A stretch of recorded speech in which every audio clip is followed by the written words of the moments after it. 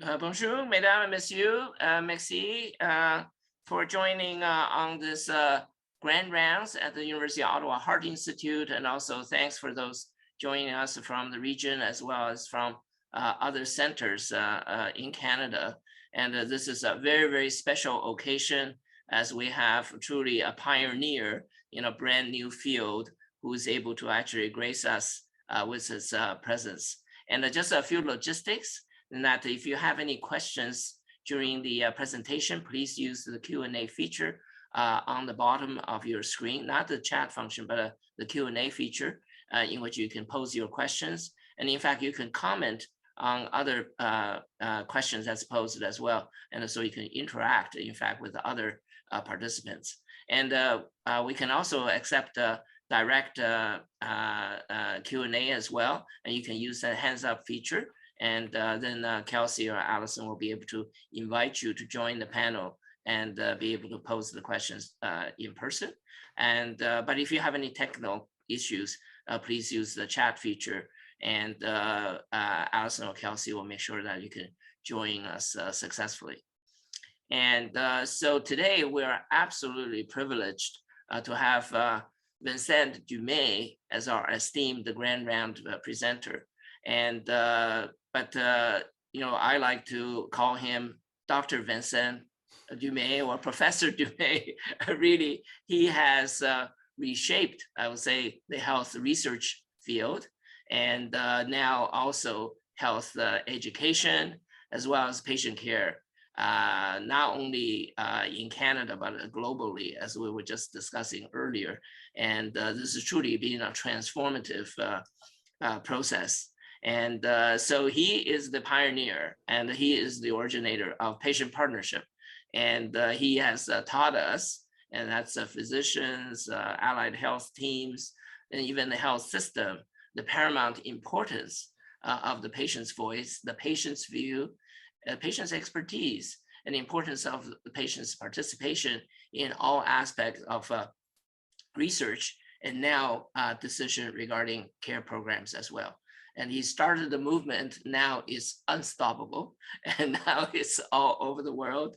And now, you know, we take for granted this is the new normal, but you know, it's really the indefatigable work that Vincent has actually made in the last decades to actually make this difference. And I had a chance to meet Vincent at the time when I was the lead at the patient engagement program, CIHR, under leadership of Professor Jean Rouleau as the director, and also we're mentioning Carolyn Wong, you know, who was actually also the right-hand person at the Institute. And it was so delighted as a role model and a well-thought-out program that really provided mentorship and guidance for our own patient partner program. And indeed, we continue to owe him and learn from him. And Professor Dumez holds a finance degree and a master's degree in management science from Montreal's International Business School. That's the Hautes Études Commerciales. Until 2010, he's an associate, one of Montreal's most influential consulting firms specializing in organization design. And personally living with 3 chronic diseases for more than 3 decades, combining his personal experience and the management expertise, he really actually developed this new concept that we are all learning today. And he has then formalized the process and qualifying other patients as partners by providing training for patients in, for example, the research process and the patient partnership decision-making process. He has furthered his influence by membership on boards of community health organizations, speaking at workshops and conferences to continue to inspire health professionals and other patients. And in October, Professor Dumez became the first director of new Office of Patient Partner Expertise at the University of Montreal's Faculty of Medicine. And since 2016, Vincent has now co-directs the new Center of Excellence on Partnership with Patients and the Public at the University of Montreal, and also at the Schum Research Center. The mission of the center is to make collaborating with the collaboration with patients and the public as a science, a culture, and a new standard of care. And so he also is part of the Quebec support unit. And since 2021, he's the community partnership director for the Faculty of Medicine of University of Montreal. And he was the member of an advisory council for the implementation of national pharmacare in Canada, which of course, is about to be launched. We'll hear about the budget tomorrow. And he's also engaged in the governance of a Quebec COVID pandemic research network. So it's absolutely a pleasure and honor for us to have Vincent Dumez to present with us today, Patient Partnership Towards a Real Revolution in Care, ? Thank you so much, Vincent, and the floor is yours.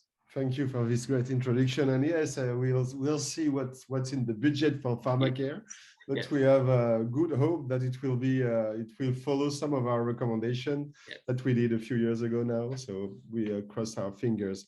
So thank you very much for this invitation. I'm honored to be here. And maybe some of you don't know, but this movement of patient partnership was started by a dean who was a cardiologist. So, and some of you know him very well, Dr. Jean Rouleau. So I think it's important and very important this morning to underline that. So I'm going to share my presentation. Sorry.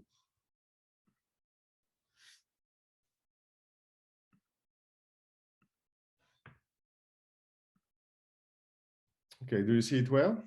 Excellent. Okay, yeah, thank you. So the title of my presentation is Patient Partnership Toward a Revolution in Care, with a question mark. So this is one of the questions we're asking ourselves. We've been asking ourselves for the last decade. Are we in a fancy trend, or are we in a real revolution in care?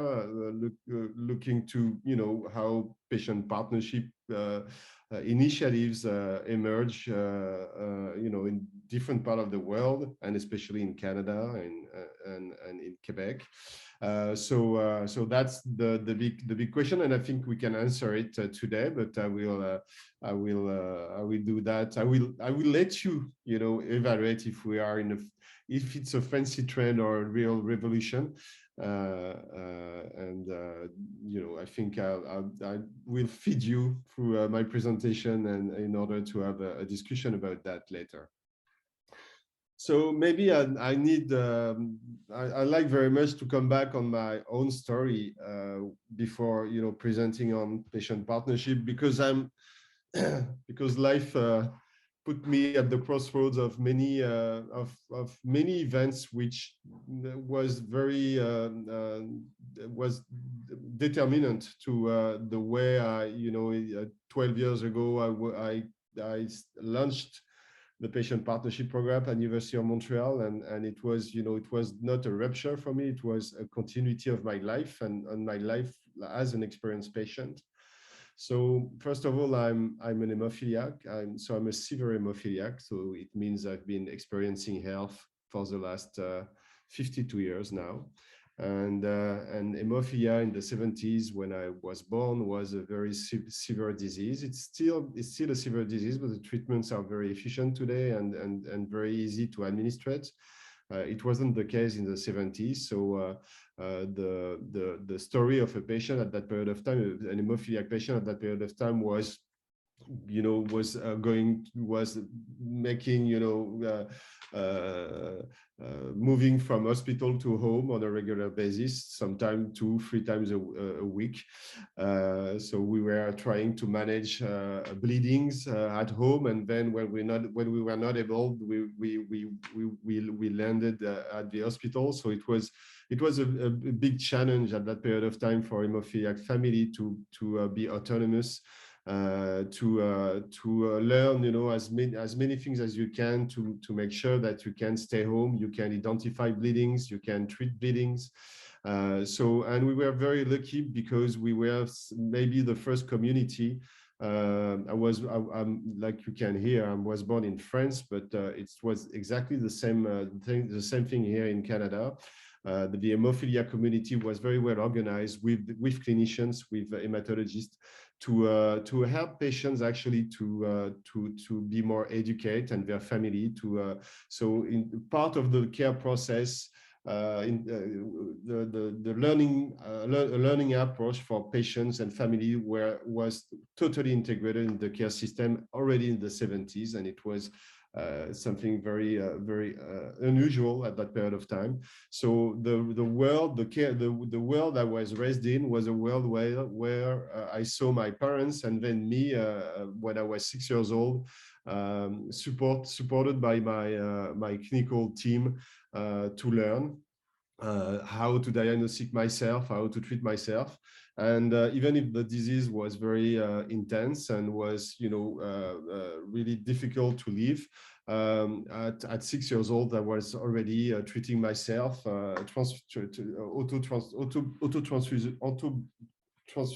transfusing myself, and able to identify when problems were big or not, and same thing for my parents, my grandparents, and everybody were trained at that period of time. So that's the world in which I was raised, and for me, the healthcare system was just about that.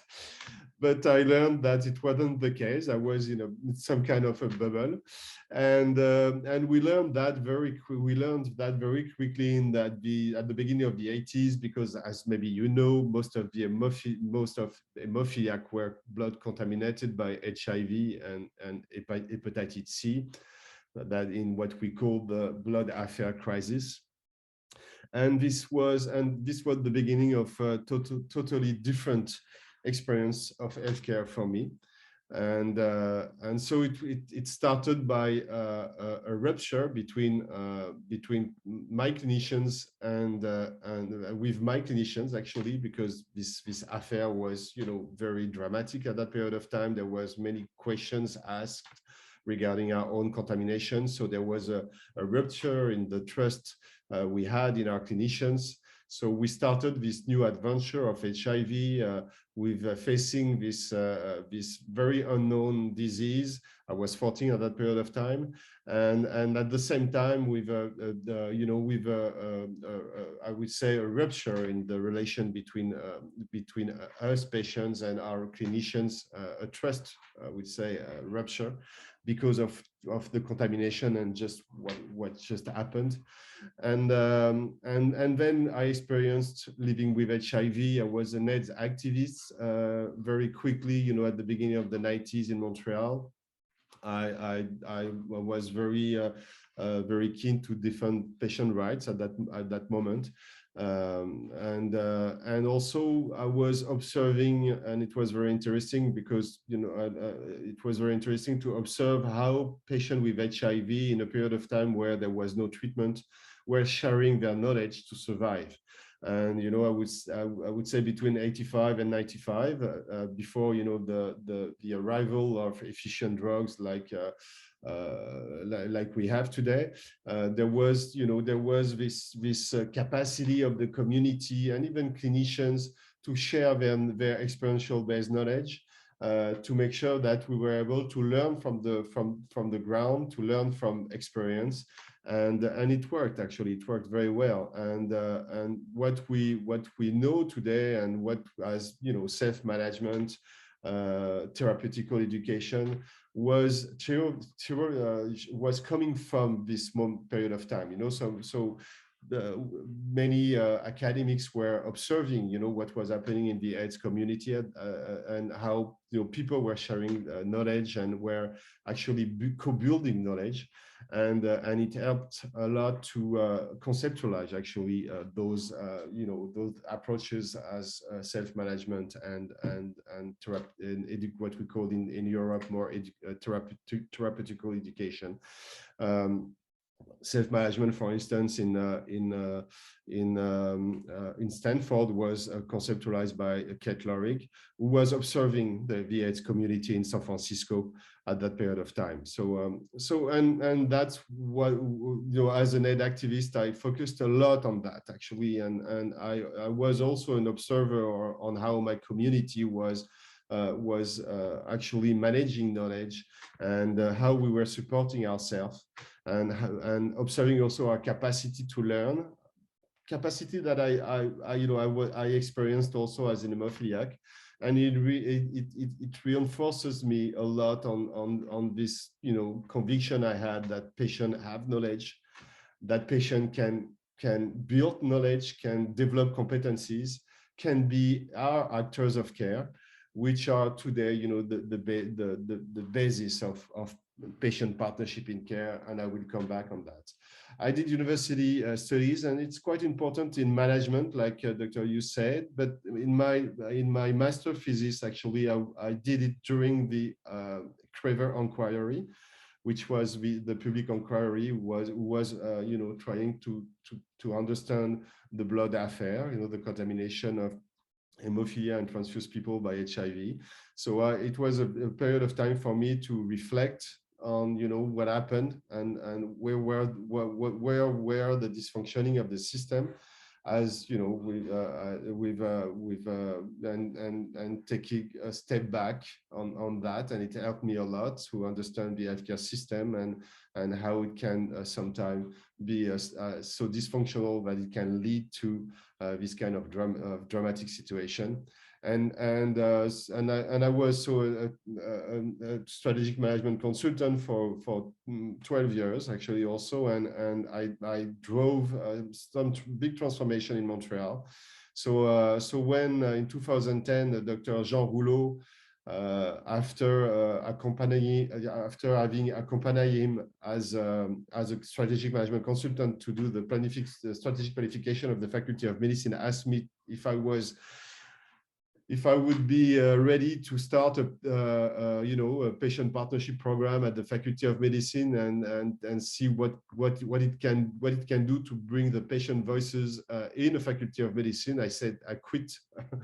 I quitted my quite successful career of management consultant, and I said yes to Jean, and we started the patient partnership program at that period of time.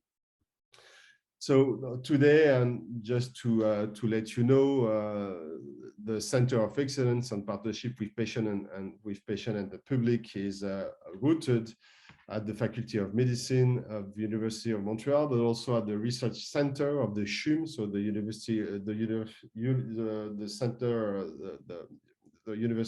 of Montreal hospital, and we are engaged in supporting patient engagement at many levels. So at the education level,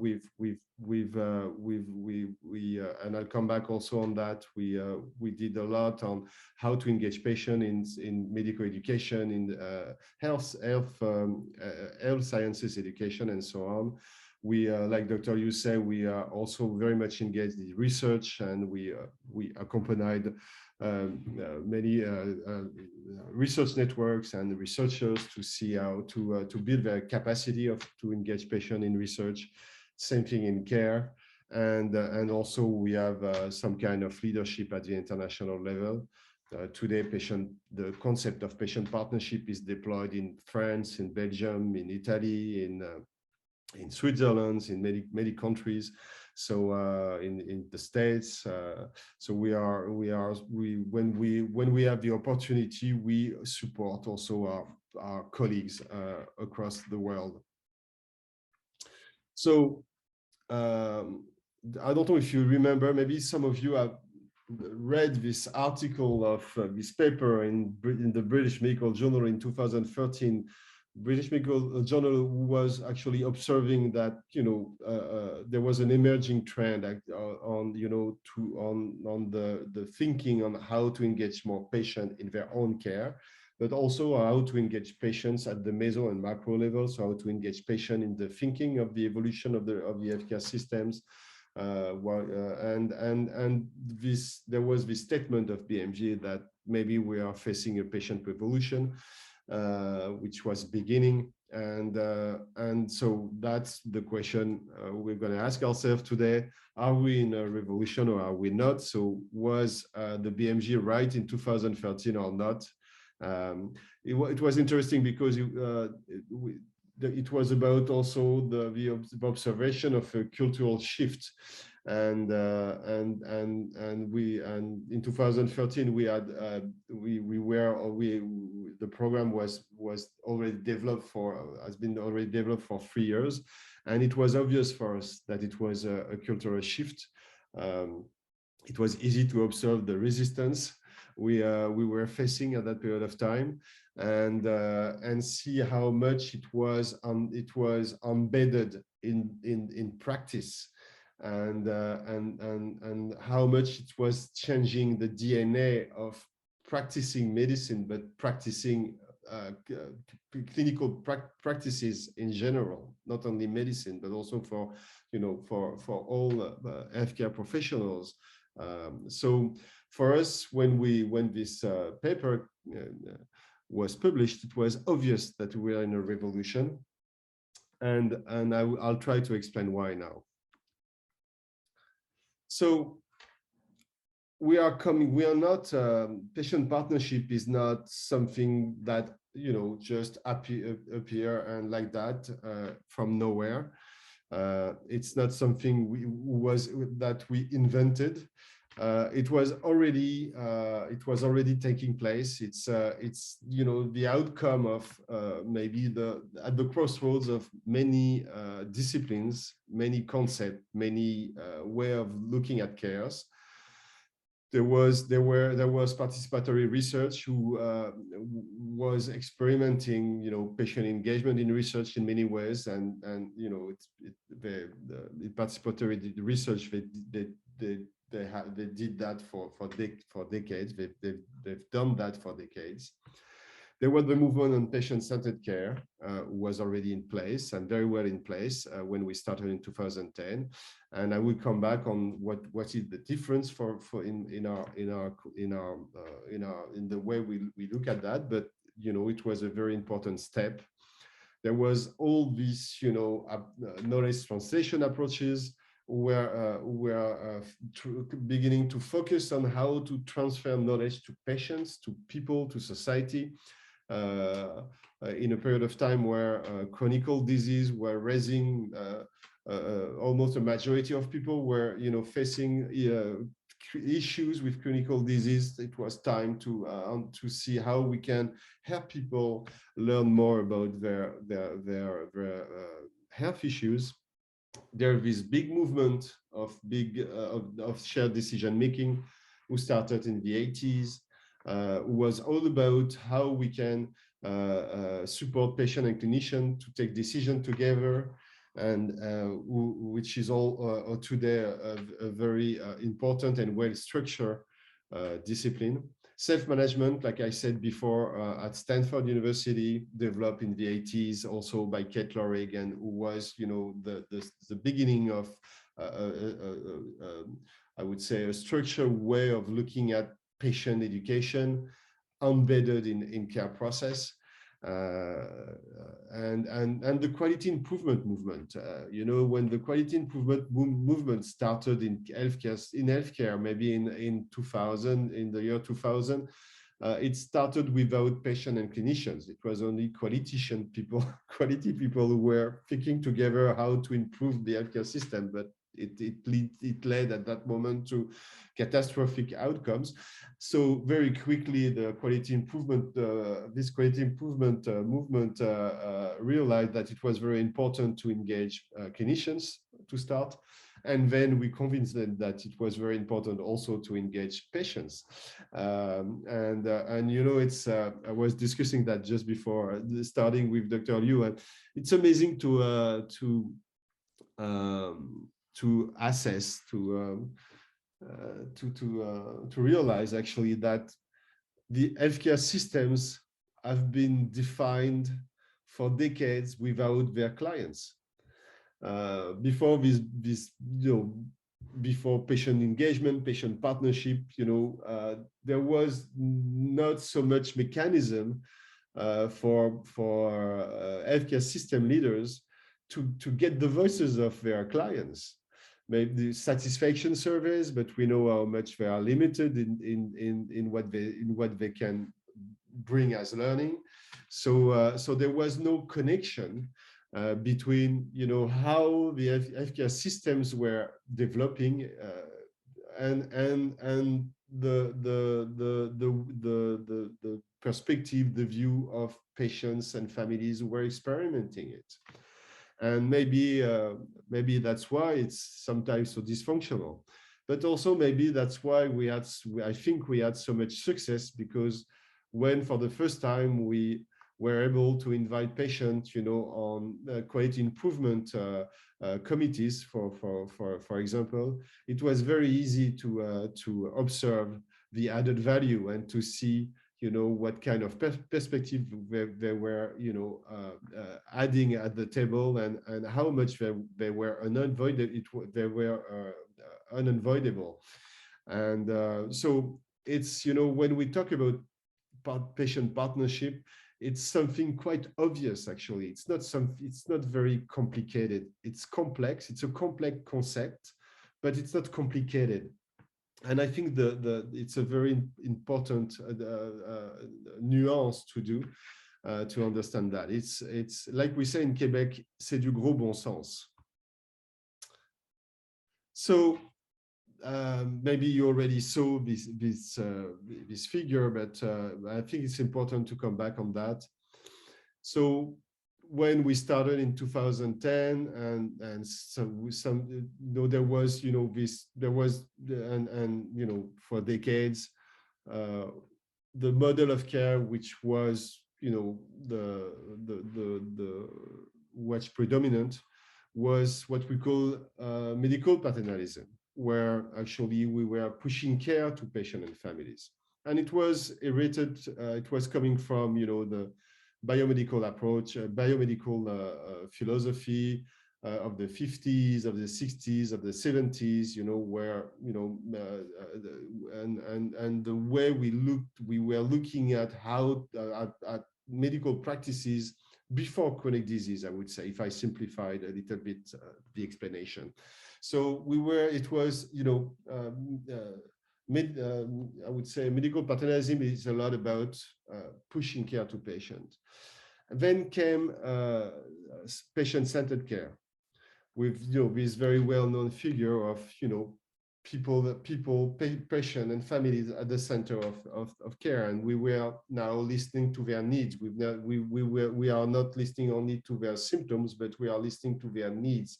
So patient-centered care bring a more holistic approach, was very focused on interdisciplinarity, was actually, you know, developing the concept of a care team, which was, you know, composed of doctors, yes, but also of nurse, nutritionists, ergotherapists, and so on, which was responding to the need of holistic needs of the patient. And it was a big step, you know, in I would say care philosophy, because it's very it helped a lot to see how we can work more in team, and how we can focus not only on one part of the patient, but on the whole situation of the patient. But it was again focusing on listening to needs. So you know, what we usually see in you know, in practice is people who are taking needs of the patients, then go back, you know, between them and discuss about those needs, try to find solution, and then come back with solutions, sometimes scenarios, and discuss that with the patients. Now that is all about what is patient-centered care. So when we discussed in 2010, when we started at the Faculty of Medicine, the first thing we did is we engaged patients to think, you know, about how to maybe transform medical education. And we discussed about those, you know, models of care. And we asked them, you know, we work with them, and I work with them as a patient also, to question, you know, is this the model of care we should push forward, or is it something else? And very quickly in the discussion at that period of time, discussion that were taking place not only with patients actually, but with also clinicians, which were part of the Faculty of Medicine at that period of time, and through those discussions, through those co-building moments, I would say, we actually land on the fact that patients were not only at the center, but was where patients should be considered as partners of care, so actors of care. So they're not only people who are receiving care, but they are also giving care to ourselves, to themselves. And when it comes to their family, they need also to be considered as actors of care who give care to their peers. So patient was not only at the center of care, but patient was part of the care team, was recognized as a full actor of care, and a person who was informed, who was,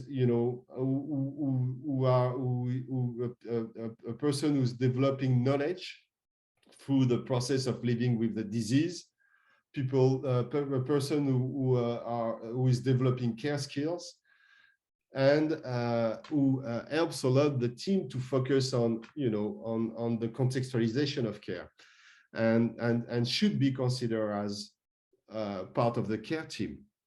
And I'd like to underline that last year, Accreditation Canada changed its definition of a care team, as you have certainly observed.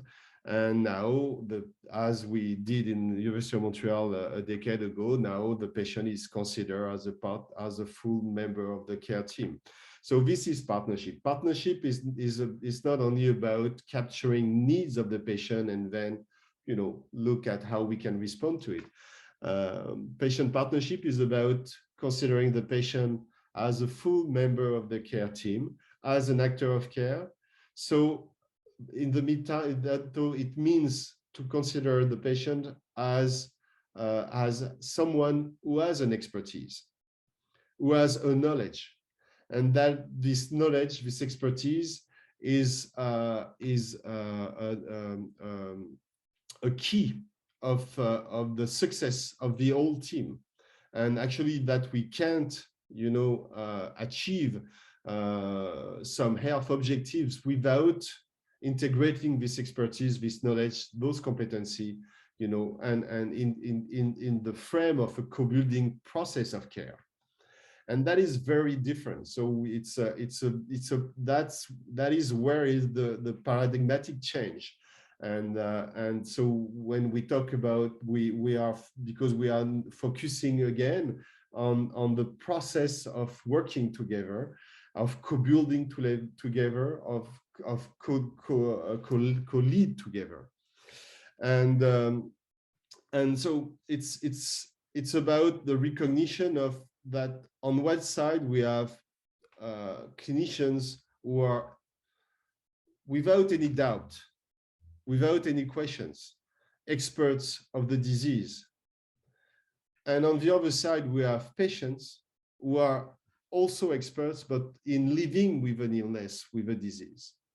And it's in the complementarity of those those expertises that we are able to co-build care together and to reach to solutions of care which are based on best practices, but also adapted, contextualized to the specific to the specificity of the patient and their families. And that's the best way actually to avoid tremendous issues as non-observancy, for instance, because the issue behind non-observancy is not an issue of people which don't,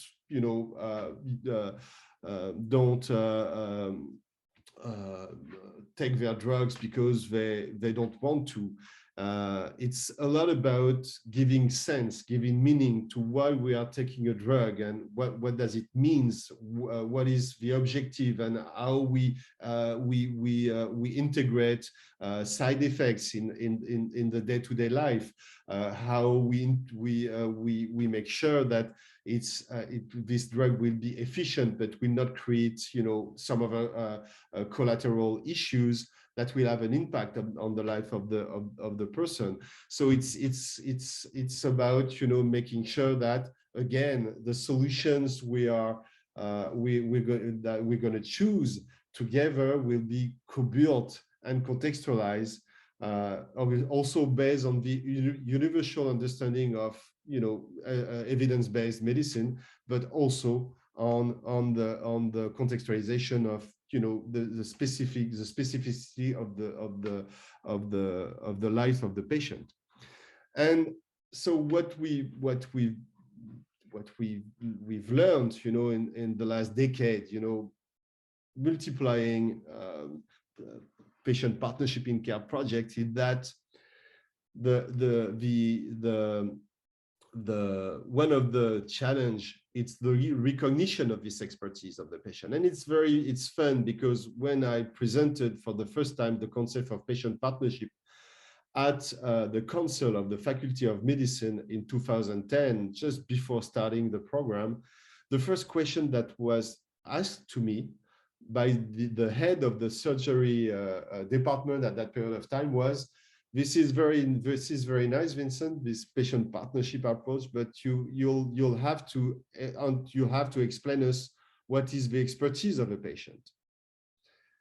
And it is still one of the main questions. What is the expertise of a patient? What kind of knowledge patient bring in the clinical process? And why is it so important to integrate this knowledge in the clinical reasoning? So we worked a lot on that question of knowledge, of patient knowledge, and I think today it's really a trigger. It's a trigger because, again, of this this situation we are in, acceleration of democratization of health knowledge. This is a very important trend. 170,000 health applications are available to Canadians today through their iPhone, internet, and so on.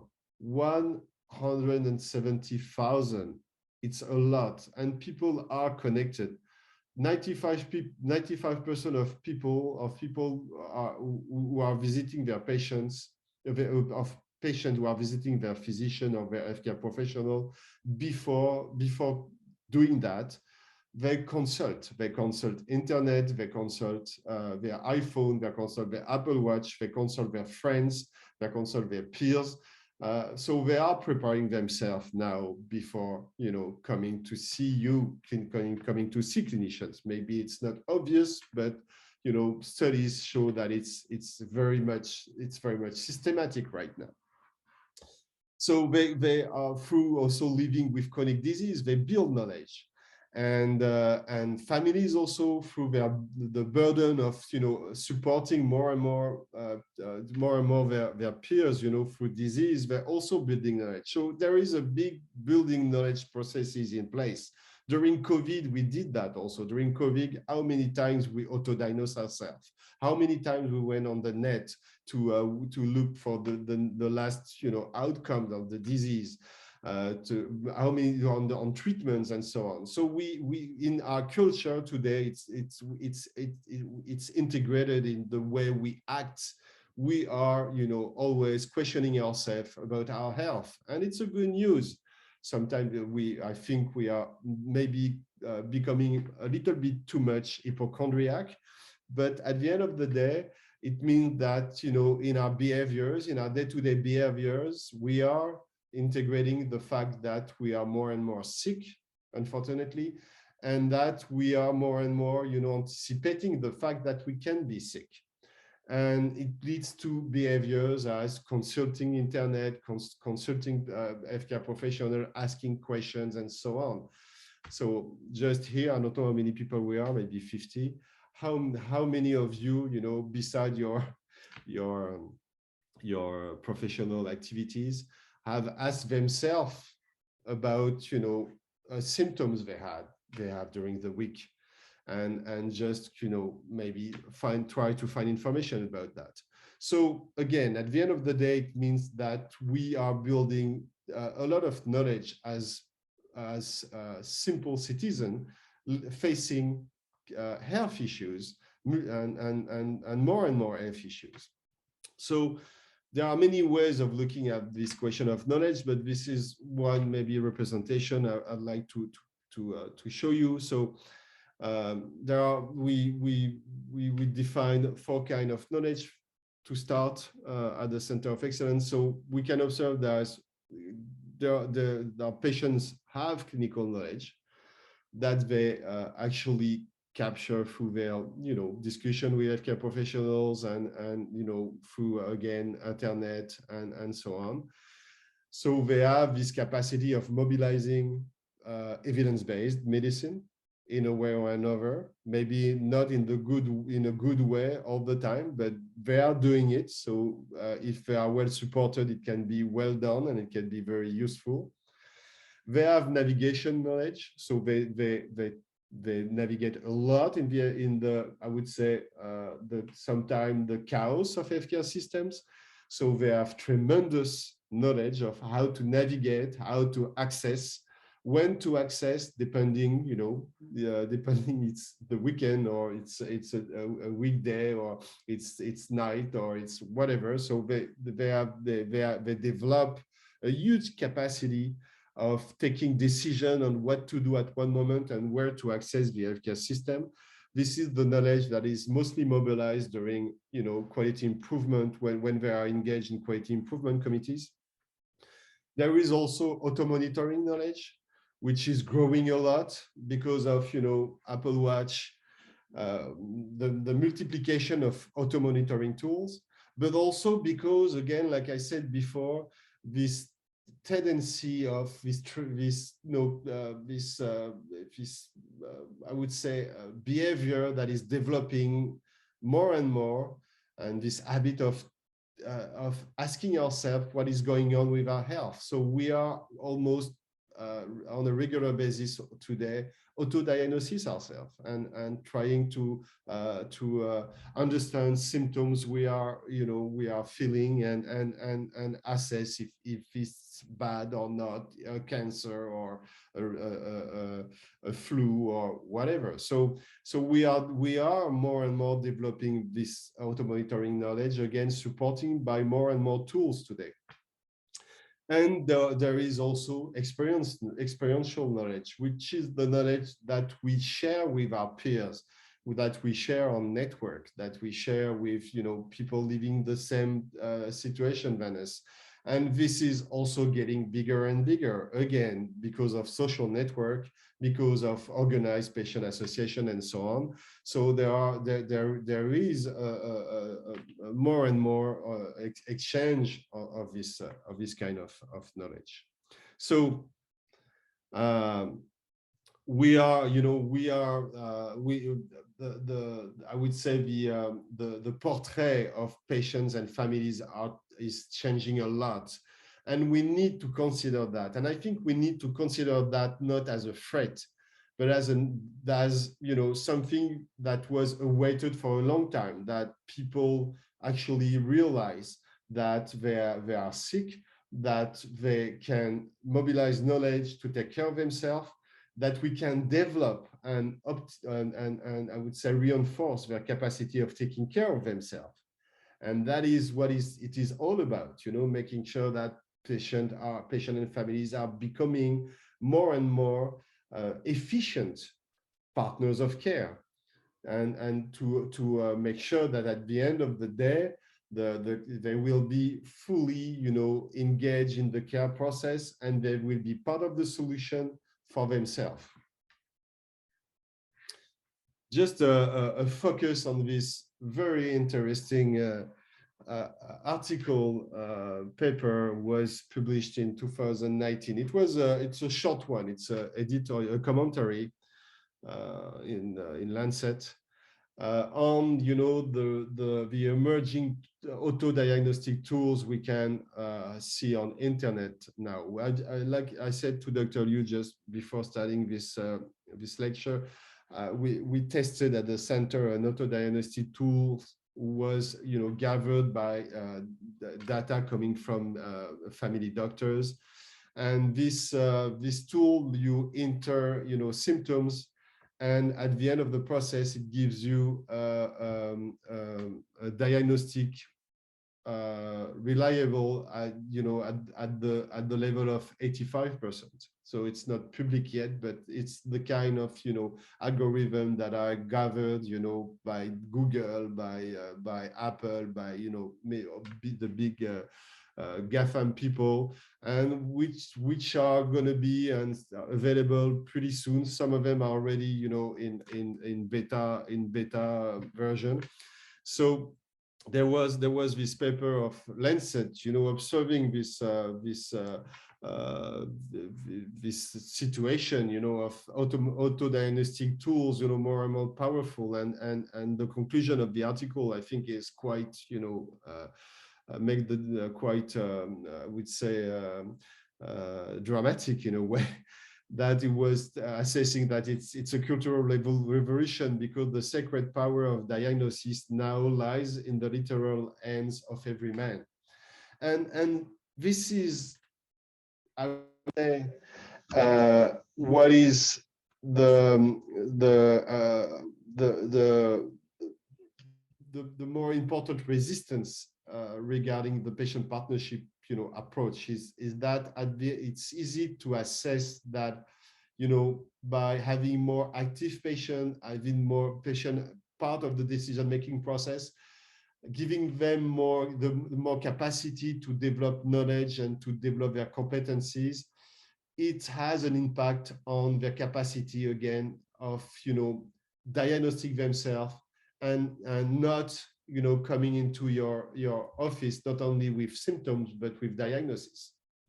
And it's a challenge. It's a huge relationship challenge if it's taken as a threat, not if it's taken as an added value again, and not if we are able to adapt our collaboration practices to this new phenomena, which again is not something bad. It's a good news, but it's at the same time a paradigmatic change of the way we patients and clinicians getting into relation. And I think it's important just to assess that and to see how we work differently and what kind of outcome it can have on patient health, but also on the quality of care we are giving.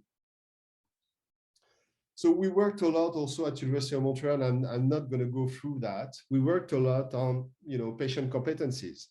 So what kind of competencies patients are developing through living with a disease? And this study has been taking place for many years, and observing hundreds of patients, and trying to identify if patients, whether they were coming from mental health, physical health issue, with heart issue, cancer, and so on,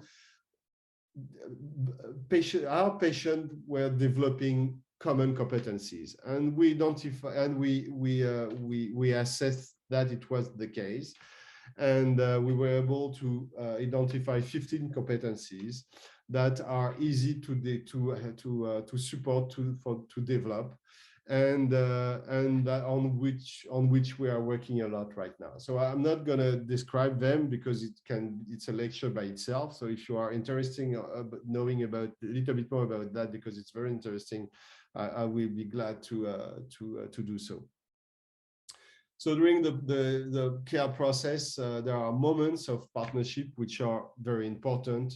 The diagnosis announcement is very important, because as we know now that if the diagnostic is not well announced, it's the trauma of that will have an impact on the capacity of the patient to build partnership collaboration with clinicians. So the way we announce the diagnostic is a trigger to a condition of the capacity of the patient to develop a real and meaningful partnership as fast as possible during the care process.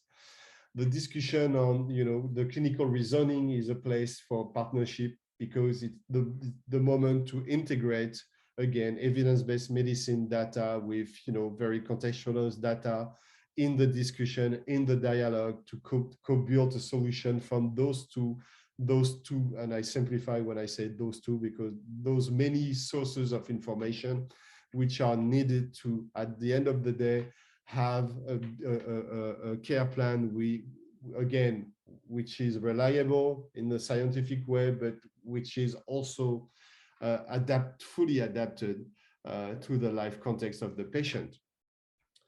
Evaluation of treatment choices, negotiation of treatment choices are also amazing and very important moment of partnership. That's actually the more, I would say, the more intense moment of partnership, the moments where the relation is usually in extreme tensions, not usually, sometimes in extreme tensions, when choices are difficult to make, when there is no evident choice. So this is, I would say, if you want to improve patient partnership in care, that the moments you should focusing on, and at the same time focus also on certain capacity, empathy, communication, ethic, especially clinical ethic, collaboration, in the capacity of clinical team to integrate systematically learning process into the care process, in order to develop systematically competencies and knowledge of patients and families, to make sure that when they come back home, they have the capacity to take care of themselves and to make the right choices of navigation, of treatments, and so on. And developing also the partnership competency of all partners. So the patients of today is very overloaded with health information, lacking support to understand their choices, they are facing a challenging healthcare professionals with new information and questions. They are unaware, most of them, on healthcare technology, yet they are very partially involved in the development of healthcare future, but the patient of tomorrow will be recognized as a full actor of care. He will own his own medical information, is already connected and self-monitored, will be better informed, will understand the value of evidence-based medicine, will be a better decision maker, and that is a crucial element, and will be helping to inform an healthcare environment that is ethically and socially responsible. We see how much those issues are important right now. So to achieve patient partnership in care, that's why we need to engage patient at meso and macro level. That's why we need to engage more and more patients in governance of care, in hospitals, in quality improvement committees and processes, in the way we think how to organize, a healthcare system, in the way we build health policy. We need to, to surrender, I would say, not to submerge, to be submerged by patient voice, bringing this knowledge, this new perspective more and more, when it comes to think about improving the healthcare system, or making it, thinking about the evolution of this healthcare system. We need to have more and more patients in research, not as subject of research, but partners of research, and then in education also, like I know the Faculty of Medicine of University of Ottawa is doing right now, in a very structured approach, implementation of patient engagement in medical education. This is crucial to help our students to understand, this transition to patient partnership in care and what it means in terms of practices changes and in terms of organizational changes. So I'm sorry, I don't know why my slide is a little bit, I would just, so why we need to have patients at those meso and macro level? It's very simple. When I would take the example of quality improvement committees. When you have a quality improvement committee without a patient, the risk is very high that you will stay in the silo of the hospital. It's going to be an exercise which will be very hospitalocentric. And it's not because the intention are not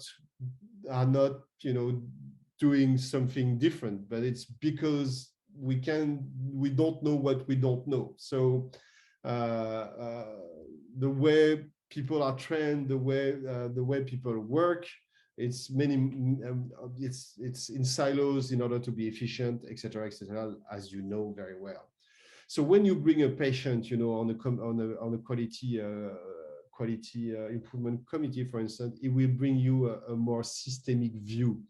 It will tell you what's happening before getting to the emergency. It will tell you what will happen, what happened after, after the journey in the hospital. It will explain you his relationship with his community-based organization, with his pharmacist, with his family, and so on and so on. So when you bring a patient on board in this kind of exercise, suddenly you just enlarge your view.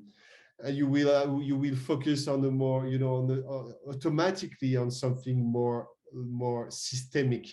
You will focus on transition of care. You will focus on community. You will focus on what's happening outside the healthcare system, and you will talk in a trajectory, in patient pathway way.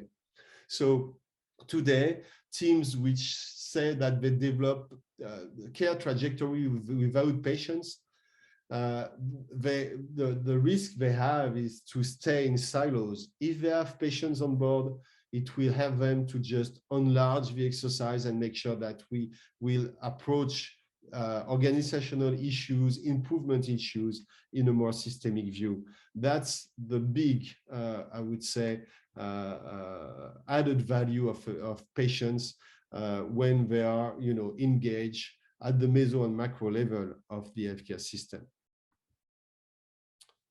I'm just, so there is, way of improving patient. I'm not going to go through that. I'm going to stop here. So I try to put the basis. I spend time on patient partnership in care because I think when you understand patient partnership in care, it's easier after that to see how it can, why is it necessary to, to engage patient at the meso and macro level. And it's exactly the same rules of engagement when it comes to patient at the meso and macro level. And I hope it will help the discussion that we'll have now. So thank you very much for listening to me. And I hope it helps you to maybe understand more or question yourself more on patient partnership. Thank you very much.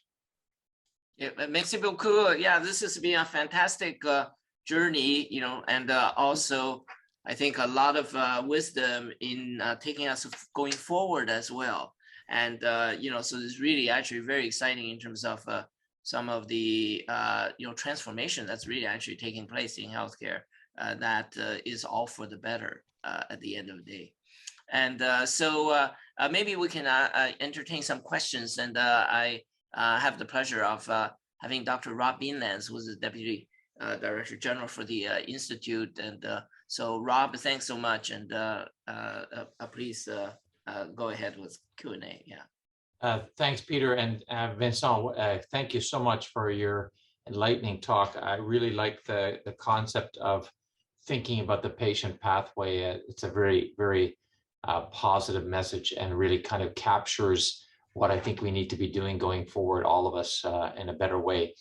So there are, there's actually an excellent question in the chat, and then I have a couple of other questions myself. This is from Dr. Rubens, who points out that there's a lot of use of teams to address complex patient issues and decisions about care.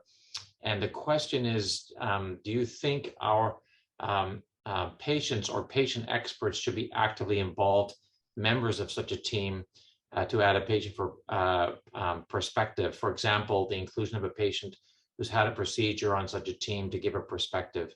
And remember that these are teams that are making decisions about whether to proceed with a care, a procedure or a surgical or not for a given patient. What would be your perspective on that? The question I would ask is why not trying to do that? Again, I think, like I just said, patient can bring, if you take a very experienced patient, for instance, for this kind of, exercise, it will certainly bring, something else, a perspective that, because the issue is that clinical teams sometimes have blind spots that they can see, because if they don't ask the patients, because again, the patients has a perspective that is in some circumstances unique. So you don't know what you don't know. So if you have a patient on board on this kind of exercise, and for instance, I know experiences of patients on tumor boards, for instance, or this so we are in, very complex situation, and so I think, yes, there is an added value, because again, they maybe, and it needs to be experiment depending of the specific context of the team of the team. It will certainly unlight some blind spot or help to maybe identify solutions that we didn't think about, or we didn't think about, in a certain way. So yes, for sure. In the way I see that, and the way we've been, what we've been doing at the center for a decade now, is we always tried. When we had the opportunity of mobilizing patient knowledge, patient experience in different contexts, we tried. And we framed it, we even have research projects, linked to this kind of, try to make sure that we understand what the patient will bring, how it will change the dynamic of work, how it will modify the outcomes. So it needs to be framed. But when it's well framed by a research project or an evaluation process, it's I would say, yes, try it, and you'll see if it makes a difference or not. And usually it makes a difference. Yeah, I guess the concern is that you're dealing with sort of confidential patient information for an individual patient, and the patient person may or may not be the healthcare professional in that sense. So I think it's really about selecting, if you're going to do that, is to select the right person, and obviously the patients themselves need to be informed about that as well, I would presume. Yeah, so that's one of the challenge we have today. It's, because what we are, and if I extend, this issue, at the end of the process, it's all about the professionalization of the role of the patient, which is behind that, because you are, actually playing the role of healthcare professional, in a way. So with the same, responsibility issues, and because you are interfering in the care process or in the care reasoning. So but that's where we are going there. So now at the CHUM, for instance, they have, specific confidentiality, form for patients. We have now patients hired as full-time employee or partial-time employee with, in hospitals with, same consideration than everybody else. But that's the challenges we are facing now, that more and more patients are engaged, in teams, in clinical teams in many ways and on a regular basis. So the recruitment is crucial. Yes, you need to be careful on you need to give yourself rules on how to recruit those patients, and then how you give them a status, an official status, in order to protect them and to protect the outside. Yes, it's a challenge, but there are solutions now. And Fraser rightly points out, and I agree completely, Fraser, that there are many other professionals who are expected to respect confidentiality, and we as healthcare professionals don't own that capacity or responsibility solely. I completely agree. Mm-hmm. Peter has highlighted that your team actually has formal training for patients to qualify as patient partners, which I think is a key step to ensuring that element. And maybe if I can add, if I may. Yes. In all the experiences we made, to frame the framing, the role of patient partner, in this kind of exercise, it worked. Yeah, we haven't had issued yet, so I hope we will not. But and some of them were engaged in very sensible part of the care process or the clinical, thinking. So yes, thank you very much, and thanks, Fraser, for that great comment and great suggestion. It's maybe something we should start to explore in a greater way. A question I had was, you talked about how patients come now prepared with more information, and indeed this is the case, and there are the apps that you've suggested that actually have certain levels of accuracy for diagnosis and so on.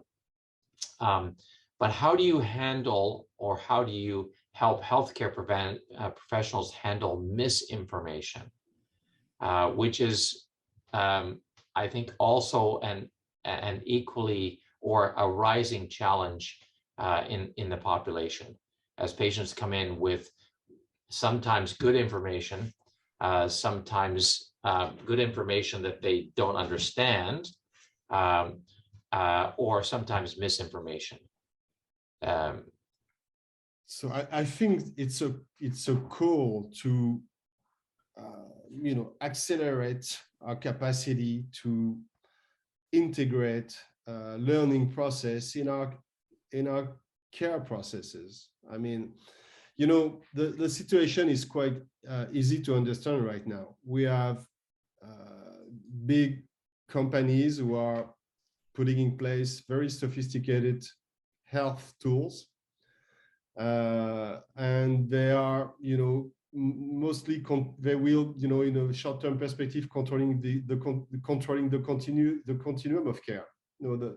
So today, Google or whoever will give autodiagnostic tools, suggestion of treatment, access to pharmacists outside of Canada, access to treatment, and et cetera, and they will control information. So I think there is a very important challenge right now for us as a public system to ensure that we control the learning process, that we support patients to identify the best information, that we structure the way we educate them, and that we make sure that they are part of building this education system.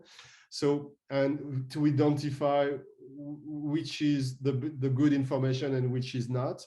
So it's a real call to action right now, because if we don't do that, we can't control what's coming from outside, because it's led by huge companies, as you know.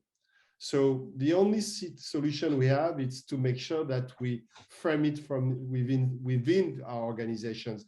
And that's what we're doing right now in Quebec. There is an amazing project that the center is leading to actually, making sure that we can, support patients' competency development through, 21 trajectory of care.